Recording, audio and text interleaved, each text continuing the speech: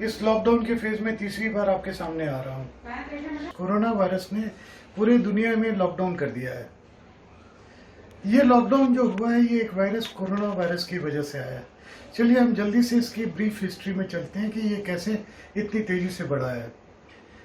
1 दिसंबर 2019 China ने बतलाया कि एक केस आया है जो एक नई बीमारी की वजह से एक नई तरह की बीमारी है जो ये डिटेक्ट हुई है। ये पहला कंफर्म केस था। 26 दिसंबर को वहाँ के डॉक्टरों ने कहा कि ये एक नया वायरस की वजह से हुई है। ये जो वायरस है ये सार्स यानी severe acute respiratory syndrome virus की तरह है, लेकिन वो नहीं है, ये इससे अलग है। और 31 दिसंबर को चाइना में इसे एपिडेमिक का रूप नाम दिया कि ये एपिडेमिक की तरह फैला हुआ है। क्योंकि आप एक बार एपिडेमिक डिक्लेयर करते हैं तो आपके मोड ऑफ एक्शंस डिफरेंट हो जाते हैं। पहली मौत कोरोना वायरस की वजह से 9 जनवरी 2020 में चाइना में हुई। 30 जनवरी को WHO ने भी इसकी खबर ली और कहा कि ये एक public health emergency of international concern है। 30 जनवरी को कहा, लेकिन उसके पहले ऑलरेडी ये बाकी देशों में जा चुका था। यूनाइटेड स्टेट्स में 20 जनवरी को पहला केस डिटेक्ट हो चुका था और इंडिया में भी 30 जनवरी को ये डिटेक्ट हो चुका था। जहां चाइना में पहली डेथ हुई थी 9 जनवरी को, बाहर चाइना के बाहर फिलीपींस में पहली डेथ हुई 1 फरवरी को। इसका नया नोमेनक्लेचर हुआ 11 फरवरी को, जब इस वायरस का नाम रखा गया कोविड-19 COVID, कोरोना वायरस डिजीज 2019 का 19 लिया गया कोविड-19। और ये 11 मार्च को WHO ने कहा कि ये एक पैंडेमिक है, यानी कि देश के कई देशों में, वर्ल्ड के कई देशों में ये पहुंचा हुआ है। ये पैंडेमिक है क्योंकि उसके एक्शन बहुत डिफरेंट थे। और आज 20 अप्रैल 2020 को ये 197 कंट्री में पहुंच चुका है। 99% से ज़्यादा 99.9% फिगर है कि दुनिया में स्टूडेंट्स को ये इफेक्ट कर चुका है। और अगर हम पूरे विश्व की बात करें तो 24 लाख से ज़्यादा केस ऑलरेडी डिटेक्ट हो चुके हैं। 1,65,000 मौतें हो चुकी हैं। अगर हम इंडिया में आते हैं तो 17,265 केसेस अभी तक डायग्नोज हुए हैं, जिसमें 543 डेथ हुई है। आखिर ये कोरोना वायरस है क्या जिसने पूरे विश्व में आतंक फैला रखा है? इसको जानने के लिए हमें ये जानना होगा कि वायरस क्या होता है। वायरस एक ग्रे जोन है, जो उषा का नाम कहते हैं कि जब न रात होती है न दिन होता है, वैसे ही वायरस होता है जो न लिविंग होता है न डेड होता है। जब वो शरीर के बाहर होता है तो वो डेड की तरह काम करता है, जब शरीर के अंदर हो जाता है तो अचानक ये लिविंग हो जाती है। साइंस फिक्शन में आपने देखा होगा, अवतार बहुत लोगों ने देखा होगा, जिसमें वो अवतार 2 जिसमें वो टाइम मशीन के अंदर है, और जब टाइम मशीन जो बिल्कुल डेड की तरह है, जैसे ही बाहर निकलते हैं उसके बाद से वो बिल्कुल लाइव हो जाते हैं। उसी तरीके का ये वायरस भी होता है। वायरस को कई कारणों से डेड कहा जाता है, क्योंकि इसमें एटीपी नहीं होता। एटीपी करेंसी होती है एनर्जी की, ये इसमें नहीं होता है। तो जब किसी सेल को ये इन्फेक्ट करता है तब उसके एटीपी को यूटिलाइज करता है। वायरस काफी लेट डिटेक्ट हुआ था, क्योंकि हमें वही पता होता है जो हम देखते हैं, और mind doesn't know what we don't see. जो हम नहीं देख पाते हमें नहीं पता चलता। जब माइक्रोस्कोप निकला था 1898 में 1666 में, तब सबसे पहले बैक्टीरिया डिस्कवर हुआ था 1676 में। एंटोनी वन ल्यूवेनहुक ने किया था। तब पता चला था कि बैक्टीरिया से कई इन्फेक्शन होते हैं, लेकिन तो भी बाद में पता चला कि कई इन्फेक्शन है जो बैक्टीरिया से नहीं होते। वो कौन से क्या है, इसके लिए पोस्टुलेट दिया गया था कि कोई चीज है जो उससे छोटी है। लेकिन ये डिटेक्ट हुआ जाकर 1932 में, जब इलेक्ट्रॉन माइक्रोस्कोप इन्वेंट हुआ। अगर हम शरीर में देखते हैं तो शरीर में जो भी लिविंग थिंग है उसमें 4 चीजें बहुत इंपॉर्टेंट होती है, जिससे सारे माइक्रोमोलिक्यूल बनते हैं। अगर उसकी बात हम करें तो सबसे इंपॉर्टेंट होता है लिपिड, प्रोटीन,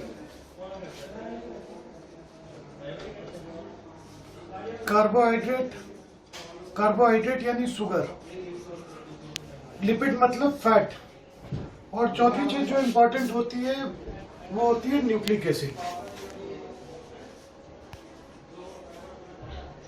ये न्यूक्लिक एसिड क्या होता है? न्यूक्लिक एसिड पॉलीमर होता है। पॉलीमर का मतलब कि एक कोई एलिमेंट है, वो मल्टीपल जब एलिमेंट होते हैं, जो मोनोमर मतलब मोनोमर सिंगल, जब वो कई कंबाइन होते हैं तो वो जो बनता है उसे न्यूक्लिक एसिड कहे जाते हैं।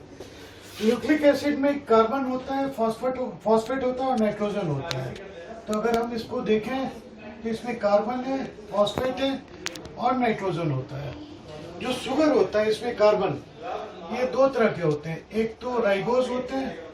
अगर इसका फार्मूला हम देखें तो C5H10O5 और डीऑक्सीराइबोज होते हैं। यानी डीऑक्सीराइबोज में एक ऑक्सीजन कम हो जाता है, ये C5H10O4 हो जाता है, एक ऑक्सीजन कम है इसमें। तो जो राइबोज से न्यूक्लिक एसिड बनते हैं उसे हम आरएनए कहते हैं, और जो डीऑक्सीराइबोज से बनते हैं वो हम डीएनए कहते हैं। जो आरएनए हमारा होता है, आरएनए का काम होता है मैसेज कन्वे करना। ये कोडिंग करता है, डिकोडिंग करता है, रेगुलेट करता है, जीन्स को एक्सप्रेस करता है। और जो डीएनए होता है, डीएनए में हमारा सारा जेनेटिक इंफॉर्मेशन होता है। जो क्रोमोसोम्स होते हैं, क्रोमोसोम्स में डीएनए होते हैं। उसी तरीके से अगर हम चलते हैं वायरस में, तो वायरस में ये जो क्लासिफिकेशन है वायरस की, ये कई तरीके से होती है। एक आरएनए वायरस, एक DNA virus. Corona virus RNA group का होता है। आरएनए वायरस जो है ये ब्रॉड शेपेड होता है, ये सिंगल स्ट्रैंडेड इसमें ये आरएनए होता है। ये कई बार अपने आप में लूप बना देते हैं इस तरीके से कि ये देखने में डबल लगते हैं, लेकिन ये सिंगल स्ट्रैंडेड होते हैं। जबकि डीएनए वायरस डबल स्ट्रैंडेड होते हैं, जो हेलिकल स्ट्रक्चर बोला जाता है, डबल हेलिकल स्ट्रक्चर, ये इस तरीके से होता है DNA. Corona virus RNA group का होता है। अब अगर हम स्ट्रक्चर पे चलते हैं तो जो वायरस होता है, वायरस के स्ट्रक्चर में एक बाहर का कैप्सूल होता है जिसे हम कैप्सिड कहते हैं, और इसके भीतर आरएनए या डीएनए होता है। अगर हम कोरोना वायरस की बात करते हैं तो इसके अंदर ये आरएनए होता है और बाहर एक लेयर है जिसमें प्रोटीन और लिपिड का बना होता है, जिसे हम कैप्सिड कहते हैं। इसके ऊपर क्लब शेपेड प्रोजेक्शंस होते हैं। कोरोना का मतलब होता है क्लब शेपेड। इसकी वजह से ही इसका नाम, ये जो प्रोजेक्शंस है इसी की वजह से इसका नाम कोरोना वायरस ग्रुप पड़ा है। ये एक बेसिक स्ट्रक्चर हर वायरस का होता है। जब ये शरीर के बाहर होता है तो इसे विरियोन कहा जाता है। जब शरीर के अंदर एज अ लिविंग ऑर्गेनिज्म काम करता है तो ये इसको वायरस कहते हैं।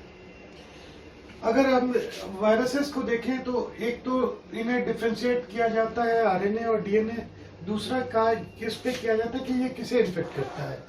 जैसे जो सॉइल को इन्फेक्ट, कुछ लोग सॉइल को करते हैं, कुछ प्लांट्स को करते हैं, कुछ एनिमल्स को करते हैं। तो कोरोना वायरस एनिमल्स को करता है। तो अब अगर हम फिर उसके बाद शेप पे होता है कि ये रॉड शेपेड हो सकता है, इकोजाहेड्रल। इकोजाहेड्रल मतलब जिसके 20 कॉर्नर हो, इस टाइप की जिसकी शेप हो, इकोजाहेड्रल, या रॉड शेपेड या स्फेरिकल।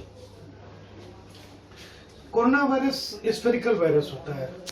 तो अब कोरोना वायरस पे हम जाते हैं वापस। तो ये आरएनए वायरस है, इसमें क्लब शेपेड प्रोजेक्शंस होते हैं और ये एनिमल को करता है। It's a big group. कई वायरसेस होते हैं, जैसे सार्स भी इसी में आता है, जो आपको कॉमन फ्लू होता है। जो वायरस होता है वो राइनो वायरस होता है, वो भी इसी ग्रुप में आता है। इसी ग्रुप में आरएनए वायरस होता है। अब ये हमें कैसे इफेक्ट कैसे करता है, ये इफेक्ट करने का इसका तरीका भी बहुत अच्छा होता है। जब ये बाहर जब पड़ा है या आपके चमड़े पे पड़ा है तो ये कुछ नहीं करेगा, लेकिन अगर इसने ये आपके फेस पे आ गया, आपके नोज पे आ गया, या आईज में आ गया, या लिप्स मुंह के अंदर आ गया, तो भीतर जहां म्यूकोजा के कांटेक्ट में आया वहां अचानक ये लाइव हो जाता है और इसको इन्फेक्ट करता हुआ ये एयर सेल्स में चला जाता है। एयर सेल्स में जाकर वो मल्टीप्लाई करना शुरू करता है। अब अगर हम देखें कि ये मल्टीप्लाई कैसे करते हैं, तो जो सेल्स होते हैं नॉर्मल हमारे बॉडी के जो सेल्स होते हैं, जो स्ट्रक्चर्स होते हैं, उसमें कई तरह के रिसेप्टर्स होते हैं लगे हुए। ये जो रिसेप्टर्स होते हैं ये चारों तरफ लगे होते हैं और इसमें भी रिसेप्टर्स लगे होते हैं। तो ये रिसेप्टर्स एक दूसरे के कांटेक्ट में आते हैं। जब रिसेप्टर्स एक दूसरे के कांटेक्ट में आते हैं तो ये आपस में बाइंड कर जाते हैं। एक बार जब ये बाइंड कर जाते हैं तो वायरस इसके बाहर के मेम्ब्रेन से इसकी कैप्सिड फ्यूज कर जाती है और ये आरएनए मटेरियल है ये इसके अंदर चला जाता है। अब जब ये इसके अंदर चला जाता है तो कोऑप्टेशन कहा जाता है। कोऑप्टेशन का मतलब होता है कि आपने हाईजैक कर लिया सेल को। जैसे कि कोई मान लीजिए कि कोई म्यूचुअल फंड है जिसने कहा कि मैं इस चीज में इन्वेस्ट करूंगा, इस सेक्टर में इन्वेस्ट करूंगा, और उसने कहीं और इन्वेस्ट कर दिया। तो फंड को जो डाइवर्ट किया जाता है वही चीज ये सेल्स के साथ करता है कि अब इसे ये माल फंक्शनिंग शुरू हो जाती है सेल्स में।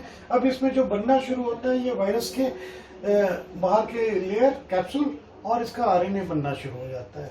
और ये जो बनता है एक सेल्स में तकरीबन 10 लाख 50 लाख इस तरीके का एक सेल बनाता है और ओवरबर्डन होके ये मर जाता है।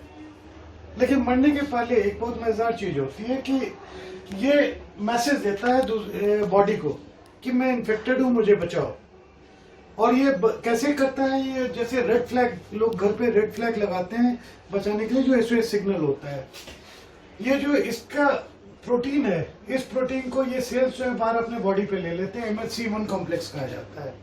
जो रेड फ्लैग होता है, जो बॉडी के डिफेंसिव मैकेनिज्म होती है, वो इसे पढ़ लेती है कि भाई ये सेल में कुछ गड़बड़ है, इसमें कोई टेररिस्ट घुसा आया है, इस टेररिस्ट को मारना जरूरी है। और दौड़े दौड़े दो तरह के सेल्स आते हैं, जो एक टी लिम्फोसाइट्स कहे जाते हैं और एक NK सेल्स या नेचुरल किलर सेल्स कहे जाते हैं। ये जब यहाँ आते हैं तो ये एक रिसेप्टर पे अटैच होकर कई एंजाइम्स को रिलीज करते हैं जिसमें ये सेल मर जाता है। जो सेल मरता है तो ये वायरस भी मरता है। लेकिन चूंकि वो होता क्या है कि ये वायरस का लोड बहुत ज्यादा होता है तो ये कुछ केमिकल्स रिलीज होते हैं जिसको साइटोकाइन्स कहा जाता है।